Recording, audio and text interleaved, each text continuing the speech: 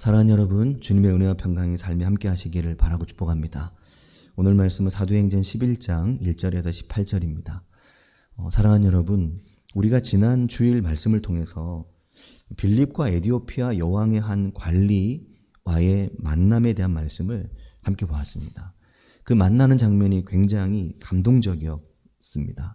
하나님은 빌립을 사마리아의 많은 사람들 가운데서 불러내서 남쪽으로 예루살렘에서 가사로 내려가는 인적 없는 그 광야길로 빌립을 내려보내시고 거기서 에디오피아 여왕의 국고를 맡은 관리 넷이 한 사람과의 만남을 하나님께서 인도하셨습니다.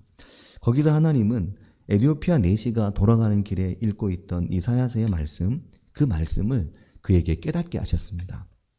그 의미가 무엇인지, 그게 무엇을 말하는지 초대교회의 한 신실한 집사인 빌립을 통해서 그것을 깨닫게 하셨습니다. 그게 사도행전 8장입니다.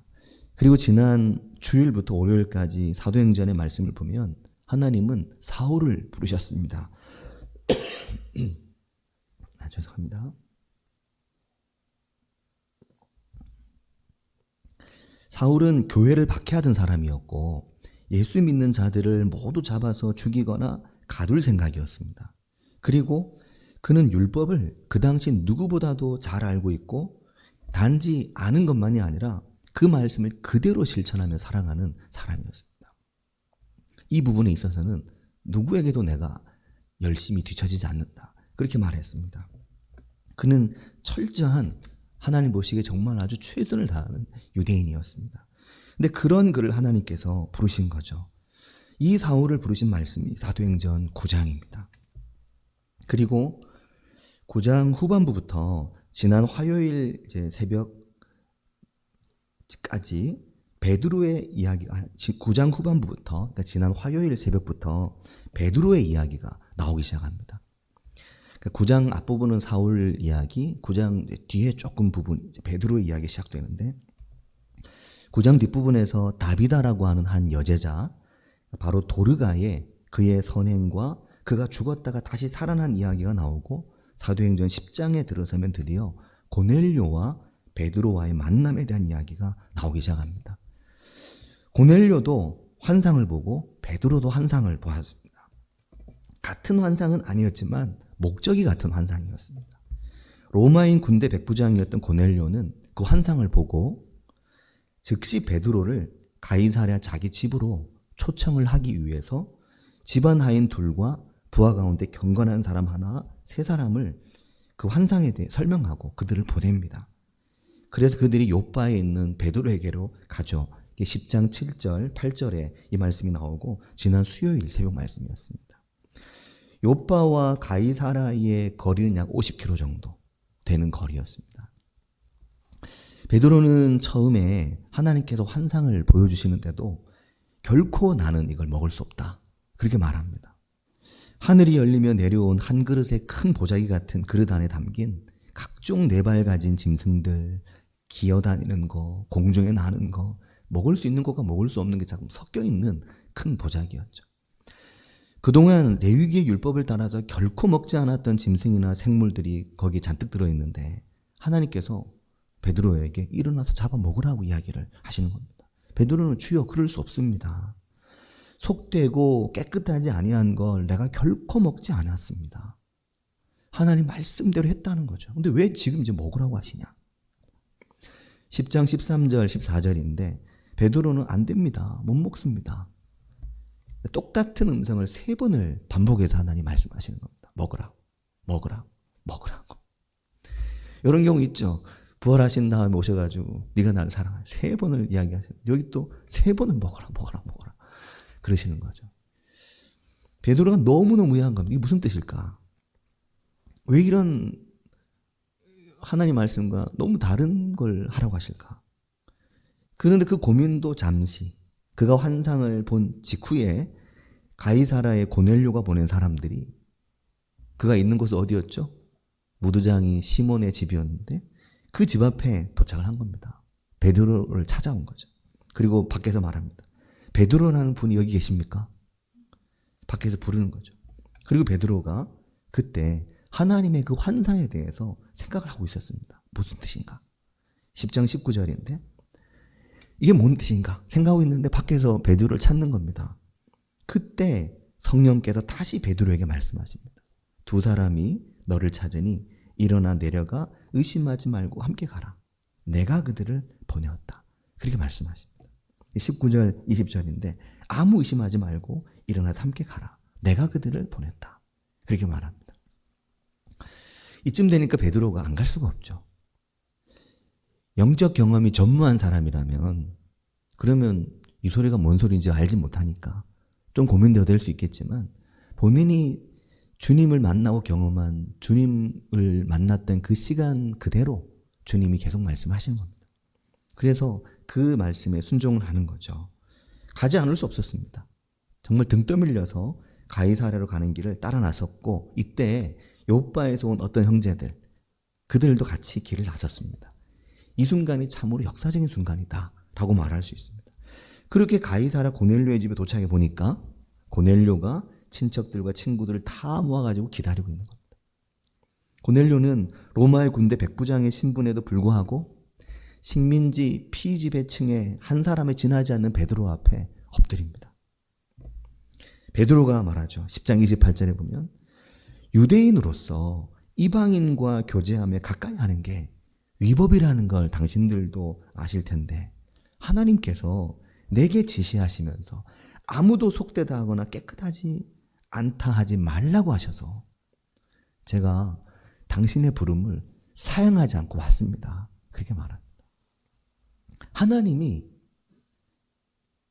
저를 적극적으로 당신에게 보내셨다.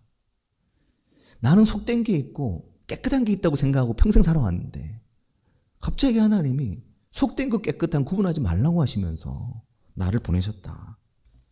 무슨 일로 나를 부르셨습니까? 그러는 겁니다.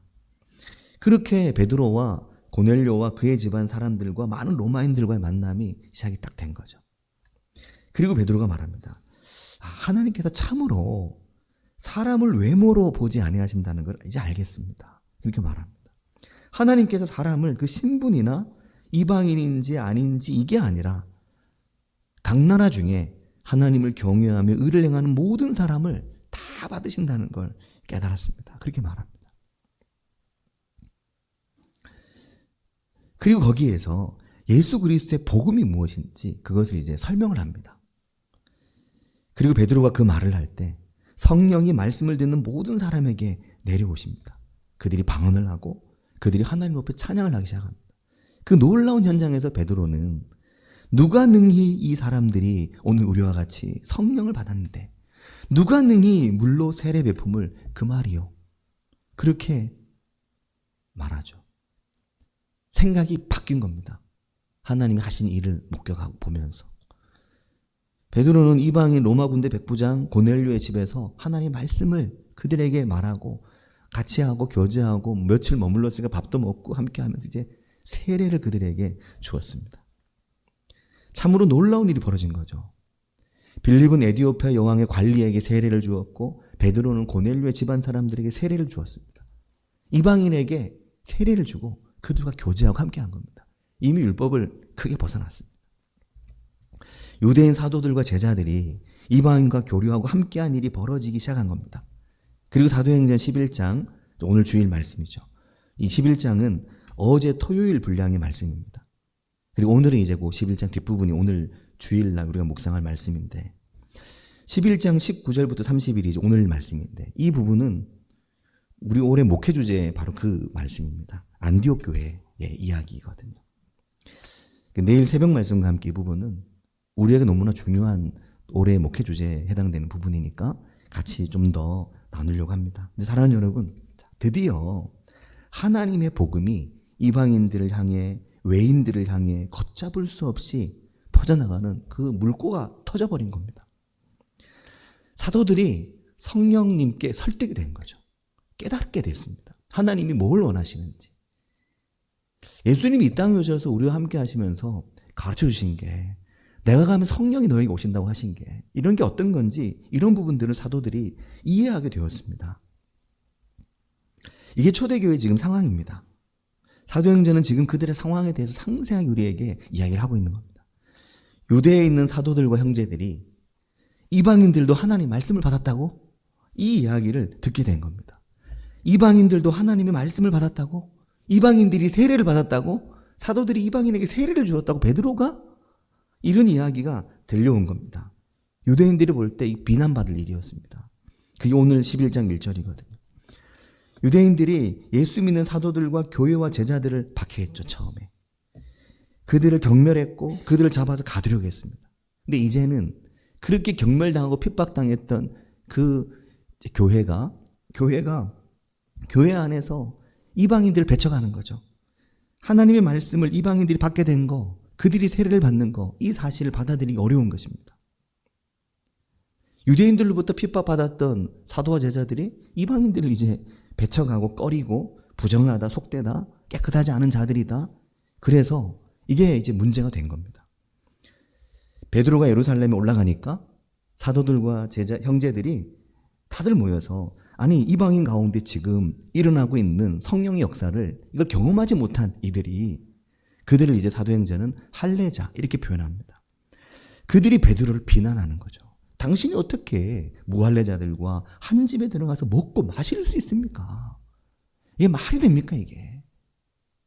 그걸 말하는 거죠. 어디선가 본 것 같지 않습니까? 바리새인들과 제사장들과 서기관들이 예수님이 세리와 창기와 죄인들과 함께 음식을 먹고 마실 때, 그때 한 집에 앉아 교제하고 함께 할 때, 그때 그들이 했던 말과 똑같은 말입니다. 아니 어떻게 당신이 하나님의 아들, 그건 얘기할 것도 없고, 위대한 선지자 같고 위대한 분이 이렇게 세리나 창기들 예배도 제대로 안 드리는 성전 밖의 인간들과 함께 교제합니까? 지금 똑같은 이야기를 하고 있는 겁니다. 그때 베드로가 이 11장 오늘 말씀으로 길게 설명을 하는 거죠. 무슨 일이 일어났는지, 무슨 일이 고넬료 집에서 있었는지, 그는 어떤 환상을 보았고 나는 어떤 환상을 보았는지, 그리고 내가 그의 집에 가서 11장 15절 말씀에 보면 내가 말을 시작하는데 성령이 그들에게 임하시기를 처음 우리에게 하신 것과 똑같이 하셨다. 내가 말을 하는데 성령이 우리에게 주셨던 은혜를 그대로 그들에게 똑같이 그들에게 부어주시는데 어떻게 하냐? 성령께서 그 자리에 역사하셨다. 12절이 이렇게 말하죠. 12절에 보면 여섯 형제가 함께 보았다. 요파에서 온 바로 그 형제들이죠. 제자들. 이 여섯 형제가 함께 보았다는 겁니다. 우리와 함께 그 현장에 있었다. 하나님께서 어떻게 역사하시는지, 그 성령이 이방인들 가운데 어떻게 임하시는지 그 현장을 우리가 보았다. 우리가 모두 이 일의 증인이다. 내가 말을 시작할 때 성령이 그들 가운데 임하시는데 우리에게 임했던 것과 똑같이 임하신 이 놀라운 역사에 나도 여섯 형제도 증인이다. 그리고 베드로가 말합니다. 내가 그때 주의 말씀이 생각났다는 거죠. 자, 사랑하는 여러분, 이 뭐가 생각났던 굉장히 중요한 표현입니다. 저는 이게 사실은 크게 안 다가왔는데 이번 설교를 준비하면서 이게 이렇게 중요한 표현이구나 하는 걸 또 깨닫게 됐습니다. 11장 16절인데 내가 그때 주의 말씀이 생각났습니다. 그러면 베드로가 하는 말이 우리와 함께 3년을 함께 하신 예수님께서 우리에게 11장 16절에 요한은 물로 세례를 베풀었으나 너희는 성령으로 세례를 받으리라. 이게 뭔 말인지 깨달았다는 겁니다. 성령이 우리에게 세례를 주시더라는 거죠. 요한은 물로 세례를 줬는데 성령께서 우리에게 성령으로 세례를 주시는 걸 깨달았다는 겁니다. 이게 어디에 나옵니까? 사도행전 1장 5절에 나오거든요. 이 말이. 지금 베드로가 주의 말씀이 생각난 거잖아요. 주의 말씀이 어디에 있느냐? 1장 5절입니다. 1장 5절에 보면 주님이 이렇게 말씀하시고 승천하기 직전입니다. 승천하기 직전에 그들이 함께 모였을 때 그들을 향해 요한은 물로 세례를 베풀지만 너희는 몇 날이 못 돼요. 성령으로 세례를 받으리라. 이게 베드로에게 생각난 거죠. 그리고 베드로가 그 하나님이 예수님 말씀하셨고 성령께서 그대로 우리에게 임하시며 기름 부으시며 세례를 주시는데 이걸 경험하고 6명의 증인이 함께 목격을 했는데 하나님이 뭘 원하시는지 알고 깨닫게 되는 겁니다. 그때 주님께서 승천하시면서 제자들에게 1장 8절에 보면 이렇게 말씀하시거든요. 이제 1장 5절에서 성령 세례를 받으리라 몇 날이 못 돼요. 그리고 그 뒤에 8절에 가면 그렇게 너희에게 성령이 임하시면, 오직 성령이 너희에게 임하시면 너희가 권능을 받고 예루살렘과 사마리아 온 유대아 땅 끝까지 이르러 뭐가 되느냐면 나의 증인이 된다는 것입니다. 베드로가 어떻게 할 수가 없는 겁니다. 내가 누구이기에 하나님을 맡겠는가? 내가 누구이기에 이 놀라운 하나님의 역사를 제한할까요? 내가 누구이기에? 그리고 베드로를 비난하던 제자들은 베드로의 이 말을 듣고 할 말이 없는 겁니다. 두 가지 측면이 있을 것 같습니다. 하나는 설득이 됐죠. 왜냐하면 베드로가 굉장히 차근차근 주님이 하셨던 말씀까지 다 얘기하면서 상황 설명하니까 이게 이해가 되고, 또 하나는 성령이 그들에게 마음의 감동과 감화를 주시는 거죠. 그들이 이걸 받아들이게 하는 겁니다. 오늘 마태 11장 18절에 보면 이렇게 말하죠. 그들이 이 말을 듣고 잠잠하여 하나님께 영광을 돌려 이르되, 그리고 뭐라고 말하냐면 그 뒤에 보면 그러면 이라고 말합니다. 그러면 하나님께서 이방인에게도 생명 얻는 회개를 주셨다. 아주 논리적이죠? 이 말을 듣고 잠잠하며 하나님께 영광을 막 올리면서 그러면 그래? 그렇다면 하나님께서 이방인에게도 생명 얻는 회개를 주셨다. 이걸 인정하는 겁니다. 사랑하는 여러분, 이렇게 그리스도의 복음이 유대 안에 갇혀있지 않고 이방 땅을 향해, 이방인을 향해 인종과 신분과 유대인이냐 이방인이냐 이 구분이 없이 하나님께서 온 세상의 사람을 향해서 하나님의 복음을 전하게 하고 계신다는 것을 그들이 깨달았습니다. 그렇게 교회가 시작되고 그 첫 이방 교회가 바로 사도행전 11장, 오늘 우리 주일 분량의 매일 성경 묵상 말씀인 안디옥 교회이거든요. 올해 목회 주제입니다. 사도행전 11장. 사랑하는 여러분, 그러면 우리가 생각해 볼 게 있습니다. 그러면 오늘 우리가 복음의 증인으로 산다는 건 무엇이겠습니까? 오늘 우리가 복음의 증인으로 사는 것은 어떤 것이겠습니까? 그것에 대해 사도행전은 어떻게 말씀하고 있습니까? 이걸 사도행전을 읽고 묵상하면서 우리가 발견해야 합니다. 사랑하는 여러분, 그럼 오늘 우리는 복음의 증인으로 살고 있습니까? 오늘 우리는 누군가에게 복음의 증인으로 살고 있습니까?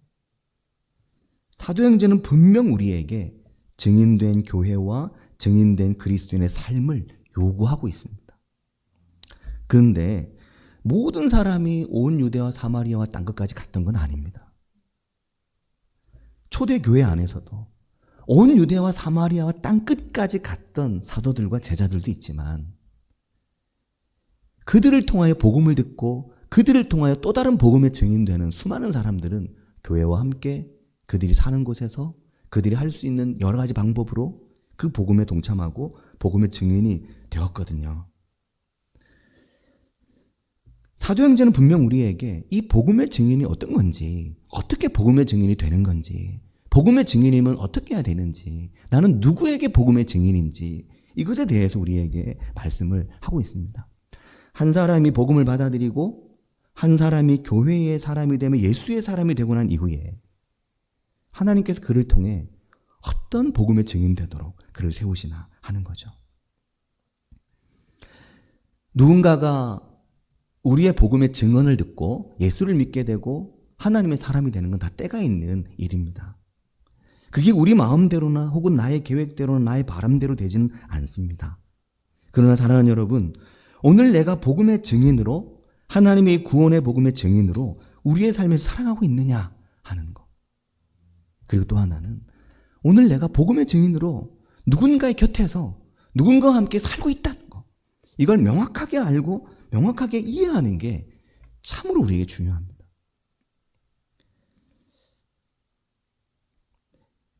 단지 전도지를 들고 거리에 나가는 게 그게 복음의 증인이 되는 것이 아니라, 선교지에서 한 사람을 교회로 인도하기 위해 선교사는 그의 평생을 두고 그의 마을과 그가 함께 있는 사람들과 생활을 같이 하며 그들의 먹을 것과 그들의 입을 것을 제공하며 그들에게 복음을 삶을 통해서 전하고 나눕니다. 전도지로 되는 일이 아닌 거죠. 복음은. 한 사람을 위해 마음을 쏟고, 그를 위해 밥을 하고, 그를 위해 옷을 사주고, 그를 위해 희생하고 손해보고, 그를 위해 내 평생을 바치고. 청경희 집사님도 지민이 삼민이 아빠의 복음의 증인이죠. 결혼 전에는 시어머니에게 밥을 얻어먹었지만 결혼한 이후에는 청경희 집사님 밥을 얻어먹고 살면서 옷도 사다 주고 헌신하고 희생하고, 그렇게 남편의 복음의 증인이죠. 한 사람, 두 사람, 한두 사람 그에게 나는 내가 복음의 증인이라는 생각을 하고 우리가 살고 있느냐 하는 거고, 하나님이 우리를 그렇게 복음의 증인으로 누군가의 곁에 두셨다고 하는 것을 잘 이해하고 사는 것이 매우 중요하다 하는 것입니다. 평생을 그렇게 선교에 매진하고 또 우리 교회에 연결된 선교사님들 참 훌륭하시잖아요. 정말 그 선교지에서 평생을 헌신적으로 그 마을 하나, 그 만난 사람 하나, 지난번 조신 선교사님은 그 몬 대표 한 사람, 그 사람을 정말 하나님 앞에 사역자로 세우기 위해서 그에게 좋은 증인 되려고 하시는 거죠. 사랑하는 여러분, 그럼 오늘 나에게 복음 무엇이고 오늘 난 누구의 증인인가? 많은 사람에게 전도하려 하기보다 가까운 이들에게 나는 좋은 증인인가? 내 아버지에게, 내 어머니에게, 내 가족에게, 내 친구들에게, 내 남편에게, 내 아내에게 좋은 복음의 증인 되기 위해 쓰는 우리들이 되기를 바라고 축복합니다. 빌립이 에디오피아 관리를 만나고 베드로가 고넬료와 그의 집안 사람들을 만나고 그들에게 복음의 증인이 되어주죠. 자, 근데 사랑하는 여러분, 복음의 증인이 되는 일은 말의 일이 아니라 삶에 관한 일이고 능력에 관한 일입니다. 단 한 사람, 두 사람이어도 되는데 문제는 오늘 나의 마음에 내가 누구의 증인인지를 아는 게 일단 중요하고, 그리고 이것이 단지 말의 일이 아니라 능력의 일이고 성령의 충만함으로 이루어지는 일이다라는 겁니다. 이 복음의 증인되는 현장에 다 성령 충만함이 임하거든요. 그렇게 보면은 오늘 이 놀라운 복음이 그렇게 전해지고 흘러가려면 우리가 성령으로 충만해지는 걸 사모하는 것이 복음의 증인되는 길입니다. 그게 전도요 선교인 거죠. 우리가 성령이 충만할 때 이 복음의 증인이 충실하게 되는 겁니다. 오히려 우리가 정말 하나님 말씀 사랑하고 우리가 시간을 내어서 기도하기 시작할 때, 우리가 성령으로 충만해질 때, 우리가 내 옆에 있는 내 복음의 증인이 되어야 될 그 사람을 위해서 정말 마음으로 기도하고 그를 사랑할 때, 그 주의 복음으로 내 영혼이 뜨겁고 하나님의 복음이 무엇인지 내가 알 수 있을 때, 하나님의 말씀이 내 속에 그렇게 차고 넘칠 때, 그때 우리가 좋은 증인이 된다 하는 겁니다. 그래서 사랑하는 성도 여러분, 하나님의 말씀 속으로 깊이 들어가셔야 된다는 겁니다. 하나님의 말씀 바깥을 맴돌면 복음의 증인은 될 수 없습니다. 그렇죠? 그냥 하나님의 말씀이 아닌 재미있는 이야기, 좋은 이야기, 교훈적인 이야기, 유용한 정보, 자녀 양육에 좋은 정보, 그런 이야기, 혹은 철학적인 이야기, 혹은 어떤 시사적인 이야기, 감동적인 이야기, 이런 걸 뭐라 그럽니까? MSG라고 하잖아요. MSG가 그 맛을 내는 거 있죠? 맛선생. 요즘엔 뭘로 합니까? 다시다, 옛날 거죠. 요즘엔 뭐가 맛선생? 요즘 뭐 쓰나요? 맛선생? 맛선생까지 본 것 같아요, 제가. 그렇게 첨가하면 맛이 확 좋아지잖아요. 옛날 어머니는 미원, 딱 이렇게. 그게 아니라, 날것의 하나님의 말씀과의 그 성령의 임재 가운데 있을 때 증인이 되는 걸 사도행전이 우리에게 보여주고 있거든요. 어제 청소년부 애들이 교회에서 이제 숨은 나로를 찾아라. 그래서 교회를 잘 안 나오는 청소년부 친구들 초청하는 행사를 했는데, 교육관을 딱 들어오니까 그때 이제 아이들이 성경 퀴즈 같은 걸 하고 있었습니다. 문제가 딱 쓰여 있는데 제가 보니까 성경에서 MSG가 가장 많이 첨가된 것 같은 기적은, 이게 질문이었습니다. 그러니까 제가 잘 이해했는지 모르겠는데 그 질문은 좀 성경에서 너무 이제 MSG가 많이 들어가가지고 좀 이렇게 거짓말처럼 막 이렇게 부풀려진 그런 기적이 뭐냐 이걸 묻는 질문 같았거든요. 근데 밑에 그 본문을 보니까 사지선다인데 1번 만나와 메추라기, 2번 오병이어, 3번 엘리야 하늘 승천, 4번 나사로의 부활. 그러니까 이 질문의 요점은 이 네 가지 중에 너네들이 제일 못 믿을 만한 게 뭐냐, 혹은 제일 아주 기적 같은 기적이 뭐냐, 이걸 묻는 질문 같았거든요.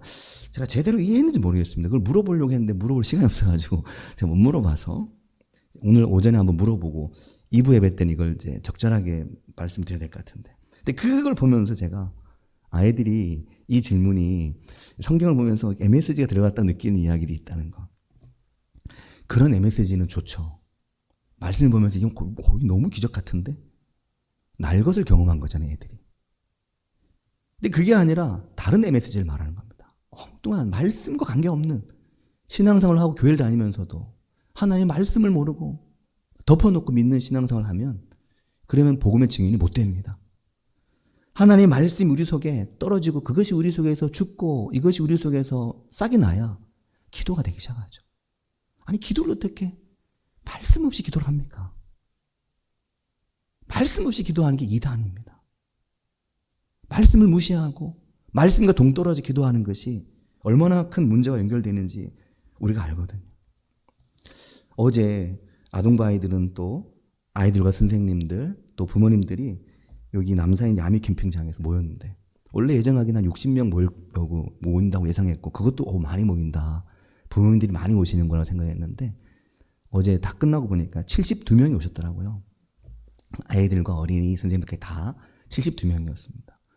아동부 친구 1명 빼고는 모든 아이들이 오고 모든 아이들의 이제 보니까 1명 아닌 아이도 있던데 모든 아이들의 부모님이 이제 참여하셨죠. 거기는 교회를 안 오는 부모님도 오시고 막 다 왔습니다. 그래 같이 모였는데 너무 좋더라고요. 같이 고기 구워 먹고 막 고기 구워서 막 넣어주고 막 집에서는 잘 안 해도 우리가 밖에 나가서 이렇게 하잖아요. 너무 보기 좋더라고요. 그리스도의 증인이 되는 게 우리의 삶에서 그런 특별한 시간들을 만날 때 특별한 환경에 우리가 있을 때 나에게 너무 소중한 친구와 함께 있을 때 나에게 너무 소중한 남편과 아내와 함께 있을 때 우리가 그리스도로 충만하고 우리가 말씀으로 충만하고 성령으로 충만하다면 얼마나 좋은 증인이 될 수 있을까 하는 것입니다. 그리고 사랑하는 여러분, 지금 이 자리에 계신 분들 중에도 내 아들을 위해 내 남편을 위해 열심히 기도하지만 꿈쩍도 안 하는 것 같은 돌덩어리 같은 그런 남편이나 아내나 혹은 자녀가 있을 수 있습니다. 친구도 있을 수 있습니다. 하지만 걱정하지 마시기 바랍니다. 내가 좋은 증인이 되면 그 나머지는 하나님이 하시는 거죠. 그 은혜가 우리 가운데 있기를 바라고 축복합니다. 같이 기도하겠습니다. 우리가 증인으로 살고 있나, 정말 좋은 증인으로 살고 있나, 증인으로 살아가는 것, 하나님 말씀으로 충만하고 하나님 은혜로 충만하고 성령으로 충만해서 모양만 증인이 아니라 능력 있는 증인으로 살아갈 수 있기를, 그리고 내가 능력 있는 증인으로 살아가는 것만을 보고 더디고 늦고 천천히 따라오는, 여전히 따라올 마음이 없어 보이는 나의 사랑하는, 내가 증인되고 싶은 나의 가족이나 가까운 이들, 따라오지 않는다고 그것이 우리의 마음에 염려가 되고 걱정이 되기보다 하나님께 맡기고 하나님께서 하실 것을 믿습니다. 하나님께서 하실 것입니다. 저는 증인만 되겠습니다. 나머지는 하나님께서 하십시오. 하나님께서 하십니다. 그 담대함을 우리가 얻게 되기를, 그 강함을 우리가 얻게 되기를, 그 평강을 우리가 얻게 되기를 같이 한 목소리로 기도하겠습니다. 하나님 아버지 은혜의 삶 감사합니다. 주님, 우리가 우리의 삶에서 복음의 증인으로, 말씀의 사람으로 하나님 아버지, 하나님의 놀라운 복음이 증거되는 현장에 우리가 함께 할 수 있도록 주님 우리를 도우시고 주님 우리를 인도해 주시기를 주님합니다. 하나님 아버지, 우리가 함께하는 이들, 함께하는 남편과 아내, 함께하는 내 아들, 내 딸, 내 어머니, 내 아버지, 나의 사랑하는 친구, 나의 사랑하는 이웃, 나의 사랑하는 형제들, 자매들, 그들과 함께하면서 충실한 복음의 증인으로, 하나님의 은혜로 차고 넘치는 증인으로, 성령 충만한 증인으로, 말씀의 증인으로 서 있을 수 있도록 주님 도우시며, 그것이 우리에게 담대함이 되고 그것이 우리에게 평강이 되고 그것이 우리에게 은혜가 되도록 도우시고 인도해 주시기를 주님 원합니다. 아버지 하나님께 역사해 주셔서 주님 우리에게 담대함을 주시옵소서, 평강을 주시옵소서. 주님 두려움이 아니라 하나님 하실 것에 믿는 믿음을 주시옵소서. 나는 증인되고 하나님은 하시는 놀라운 일을 볼 수 있도록 주님 은혜 주시기를 주님 원합니다. 주님 역사하여 주시옵소서. 주님 은총을 보여주시길 주님 원합니다. 주님 함께 해주시길 주님 원합니다. 아버지 주님 역사하여 주시옵소서.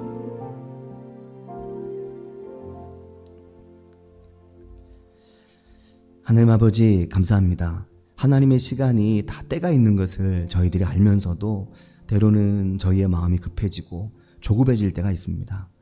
하나님 아버지, 그러나 주님 앞에서 오늘 말씀과 같이 저희가 하나님의 영으로 충만하게 해주시고 하나님의 성령으로 충만함을 사모하게 해주시며 무엇보다 하나님의 말씀을 MSG 없는 그 날것의 하나님의 말씀을 사랑하며 그 말씀 안에 거할 수 있도록 인도해 주셔서 하나님 아버지 우리가 좋은 증인이 될 수 있도록 인도해 주시기를 주님 원합니다. 살아있는 증인, 움직이는 증인, 담대하고 평강 가운데 있는 증인, 두려워하거나 조급해하지 않는 증인, 나의 두려움으로 나의 조급함으로 하나님이 살아계신지를 느낄 수 없게 만드는 그러한 증인의 모습이 아니라 나의 담대함으로, 나의 용기 있음으로, 나의 평강으로 하나님이 하신 을, 하나님이 역사하실 것을, 하나님께서 일하실 것을 믿고 나는 오로지 좋은 증인 될 수 있는 은혜를 저에게 주시기를 주님 원합니다. 주님 저희와 함께 하실 것을 믿고 예수님의 이름으로 기도합니다. 아멘.